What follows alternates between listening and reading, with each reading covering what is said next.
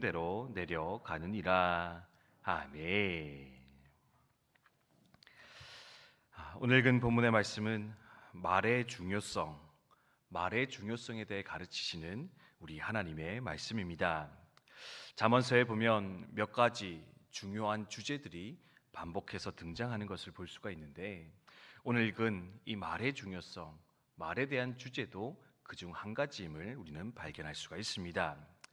야고보서에도 말에 실수가 없으면 온전한 자다라고 말하듯이 이 말의 중요성에 대해 성경은 끊임없이 가르치고 있는 거 볼 수가 있는데요. 오늘은 잠언서의 말씀을 통해서 왜 말이 중요한지, 그리고 우리는 어떤 말을 하며 살아가야 하는지 이 아침 잠깐 묵상하며 나갔으면 좋겠습니다. 왜 지혜자 솔로몬은 우리 가운데 말의 중요성을 계속해서 강조하고 있는 걸까요? 아마도 두 가지 정도로 생각을 할 수 있을 것 같습니다. 첫 번째로는요, 바로 우리 내면에 있는 죄악이 밖으로 드러나는 가장 주요한 통로, 그것이 바로 우리의 말, 우리의 입술이기 때문에 아마도 지혜자는, 하나님은 우리에게 끊임없이 말을 조심하라 가르치는 거 볼 수가 있습니다. 우리 안에 미움이 있습니다. 시기가 있습니다. 분노가 있습니다. 불신앙이 있습니다.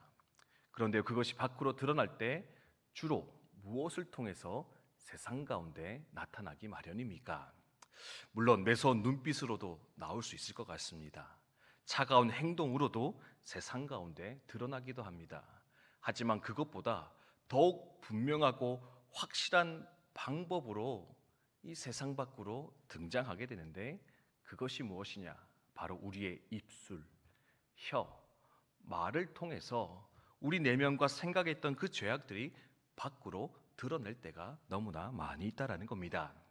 그래서 입술만 잘 제어해도, 혀만 잘 관리해도, 말만 잘 컨트롤할 수 있어도 우리는 그 수많은 죄악들을 마음의 단계에서, 생각의 단계에서 멈춰 세울 수 있을 것인데, 그러니 그 입술을, 그 말을 너희는 주의하여 돌아보는 자가 되어라. 하나님께서는 말씀해 주고 계십니다. 뿐만 아니라 말이 중요한 이유는 뭐냐? 말은 단순히 그저 커뮤니케이션의 도구, 대화의 도구로 끝나는 것이 아니라 말에는 힘, 능력이 있을 것인데, 그러니 우리는 말하는 것을 주의하여 생각할 수 있어야 되겠다. 여러분 기억하시면 좋겠습니다. 우리 읽질 않았는데요, 18장 21절에 보면 죽고 사는 것이 혀의 힘에 달려있다. 죽고 사는 것이 혀의 힘에 달려있다. 지혜자가 이야기하는 거 볼 수가 있습니다. 혀가 아니라 혀의 힘입니다. 뭐냐? 말에, 우리가 쓰는 언어 생활에는 힘이 있는데, 능력이 있는데, 그러니 그 말을 함부로 사용하지 마라. 예전에 한 연예인이 불렀던 노래 중에 말하는 대로라는 노래가 있었거든요. 그게 뭡니까? 말하는 대로 다 이루어지더라. 그러니 너희는 좋은 말을 해서 너의 삶에 좋은 것을 이루어가는 자가 되라 말하고 있는데, 사실은 그것은 유행가 가사가 아니고요, 바로 이 땅의 원리, 창조의 질서 중 하나가 바로 이 말의 힘이지 않는가, 우리는 생각할 수 있다라는 겁니다. 죄악이 드러나는 중요한 통로입니다. 말에 힘이 있습니다. 그러므로 함부로 말하지 않아야 됩니다.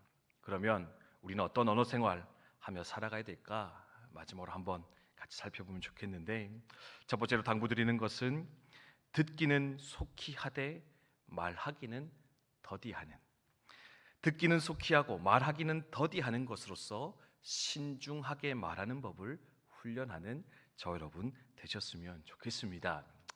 말은 쉽게 합니다. 생각나는 대로 합니다. 감정에 드는 대로 뱉어버릴 때가 많습니다. 하나님께서는 우리 가운데 말씀하기를 듣는 것은 많이 하고 말하는 것은 더디하는 자가 되라. 예전에 어떤 목사님 그런 예를 들더라고요. 왜 귀는 두 개인데 입은 하나인 줄 아느냐? 네, 많이 들으라고. 원래 듣는 걸 더 많이 해야 돼서요, 귀는 두 짝을 주셨고, 네, 입은 하나밖에 없다. 네, 두 배로 듣고 절반만큼 말하는 게 사실은 우리의 삶에 유익할 것이요, 부득이 말을 해야 한다면 오랫동안 생각하고 신중하게 생각하고 말함으로써 말의 실수를 줄이는 것이 지혜로운 삶일 것인데 오늘 하루를 살아가면서 많이 듣고 더디 말하는 그 삶을 훈련함으로써 우리의 삶을 아름답게 세워가는 저와 여러분 되셨으면 좋겠습니다. 그래서 두 번째는 뭘까? 당연히 부정의 말이 아니라 긍정의 말로써 우리의 입술을 가득 채워 나가는 저와 여러분이 되셨으면 좋겠습니다. 저주와 찬송이 한 우물에서 어떻게 나올 수 있느냐? 저주와 찬송이, 단물과 쓴물이 어떻게 한 입술에서, 한 우물에서 같이 나올 수 있겠는가? 하나님 우리 가운데 도전하며 가르치시는데, 하나님 쓴물을 내기보다는 단물을 더 많이 내는 우리의 삶이 되게 하여 주시옵소서. 비난, 정죄, 깎아내리는 그런 말들이 아니라 감사와 칭찬, 격려, 찬송의 말들로서 내 삶이 채워져 갈 수 있도록 주님 인도하여 주시옵소서. 보면은요, 습관적으로 다른 사람의 단점을 드러내고 지적하기를 좋아하는 분들을 종종 만나게 됩니다. 내 안에 그런 습관들이 있다면 하나님 내려놓게 해 주시옵시고, 좋은 것을 보고 그것을 드러내어 칭찬하며 격려하여 살아가는 우리의 삶이 되게 하여 주시옵소서. 함께 기도할 수 있었으면 좋겠고요. 마지막으로 오늘 어떤 본문의 말씀에 보면 한 가지 중요한 우리 언어 생활 등장하고 있는데, 뒷담화를 하면 안 된다. 다른 사람의 뒷말을 하지 말자. 여러분 기억하면 좋겠습니다. 8절에 남의 말하기를 좋아하는 자의 말은 별식과 같아서 뱃속 깊은 데로 내려가느니라. 남의 말 하는 것이요 재밌다는 겁니다. 즐겁다는 겁니다. 그것이 나의 마음에 기쁨을 준다 하지만 그것은 좋은 것이 아니니 주의하라. 하나님 말씀하고 계신데, 또한 이것을 통해서 우리의 공동체를, 우리의 관계를 아름답게 세워나가는 저와 여러분이 되셨으면 좋겠습니다. 제가 고등학교 시절에 우리 여성분들의 아주 무서운 비밀을 하나 배운 적이 있는데요. 제가 기숙사 학교를 살았는데 남자애들은 한 10명 같이 살았고요, 여자애들은 한 방에 한 7명 가까이 이렇게 살았었는데, 하루는 한 친구가 와서 그런 얘기 하더라고요. 동현아, 우리는 함부로 방을 비울 수가 없어. 함부로 방을 떠나갈 수가 없다는 겁니다. 왜 그러느냐 했더니, 다 같이 모여 있으면 뭘 하느냐, 그 자리에 없는 친구의 욕을 한다라는 겁니다.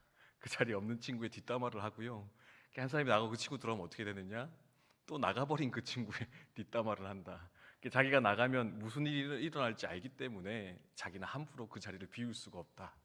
그러면서 안타까운 얘기를 들려준 적이 있는데, 아니 그 정도냐 했는데, 돌아보니 그렇게 하는 것이 때로는 즐겁고 유익하다 생각이 드는데, 결국에는 관계를 깨뜨리고 공동체를 무너뜨리는 무서운 길도 될 수 있겠다, 돌아보며 생각하게 되는 것 같습니다. 오늘 하루 살아가면서 우리 수많은 상황을 만나게 될 것입니다.